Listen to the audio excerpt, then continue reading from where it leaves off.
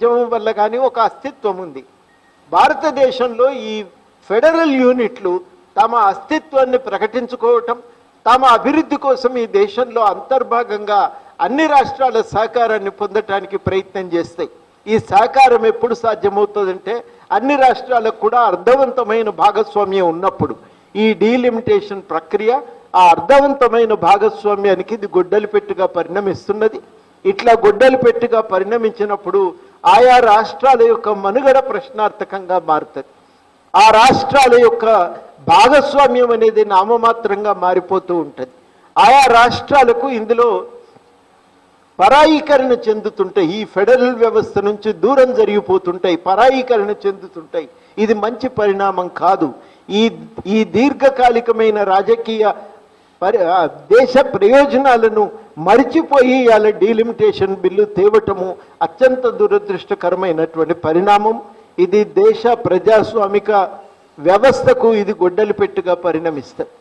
ఈ బిల్లు భారతదేశ ప్రజాస్వామ్యం పట్ల ప్రస్తుతం కేంద్ర ప్రభుత్వానికి ఉన్న వైఖరికి ఇది అద్దం బట్టి చూపుతున్నది.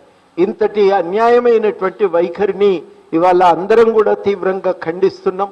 చాలా స్పష్టంగా మనం డిమాండ్ చేసేది ఏంటంటే డీలిమిటేషన్ బిల్లును ఇప్పటికైనా, ఇప్పుడు అది కూడా ఎన్నికలు 2 రాష్ట్రాల్లో ఎన్నికలు జరుగుతున్నటువంటి సమయాన దాన్ని మహిళా రిజర్వేషన్లు అనే ముసుగు కప్పి దాన్ని అడ్డం పెట్టుకుని తీసుకొచ్చే ప్రయత్నం, దీన్ని మేమందరం కూడా తీవ్రంగా ఖండిస్తున్నాం.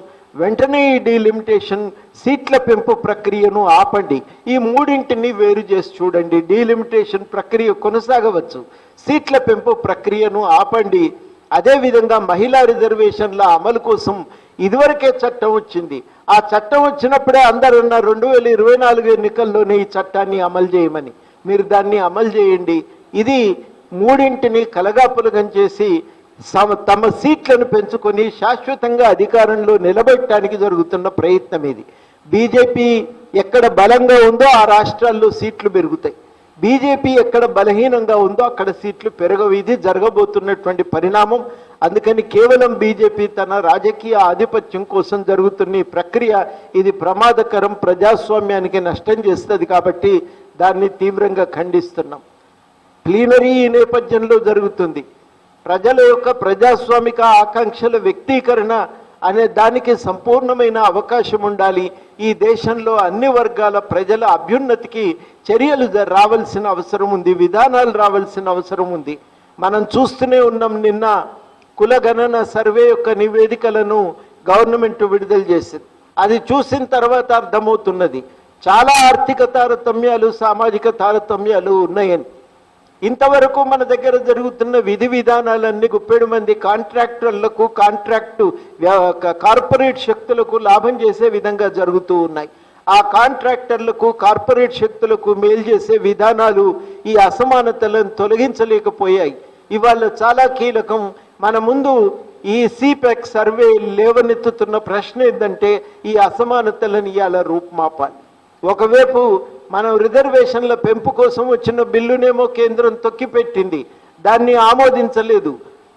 బీసీల ప్రాధాన్యతను పెంచడానికి, భాగస్వామ్యాన్ని పెంచడానికి జరిగిన చర్యలను అడ్డుకుంటున్నది.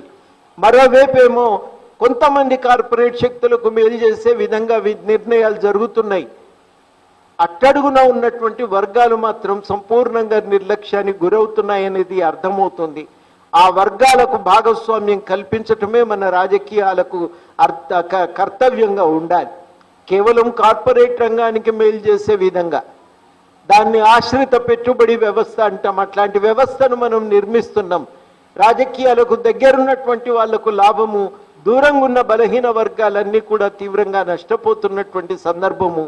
ఈ సందర్భంలో మేము చాలా స్పష్టంగా పార్టీ కార్యాచరణను నిర్వచించుకునేటువంటి లక్ష్యంతో బలహీన వర్గాలకు మనం ఏం చేయగలం, రాజకీయాల్లో ఏ అంశాలను బలంగా లేవనెత్తాలి, దానికోసం మన కార్యాచరణ ఎట్లుండాలి అనే అనేక విషయాల గురించి మాట్లాడుకోవటానికే మే 12వ తారీఖు నాడు మేము ప్లీనరీ నిర్వహిస్తున్నాం. ఈ ప్లీనరీని అందరూ విజయవంతం చేయాలని ఈ సందర్భంగా మేము కోరుతూ ఉన్నాం. తప్పనిసరిగా ప్రజాస్వామ్యం అంటే కేవలము రాజకీయ రంగంలో ఒక మనిషికి ఒక ఓటు అనే సూత్రం అమలు చేయటం మాత్రమే కాదు, మనుషులందరికీ సమాన అవకాశాలు కల్పించే ప్రయత్నం కూడా జరగాలి. ఆ సమాన అవకాశాలను కల్పించడానికి ఏం చేయాలి అనేది లోతుగా ఆలోచించుకొని ఒక కార్యాచరణతో బలంగా ముందుకు వచ్చేటువంటి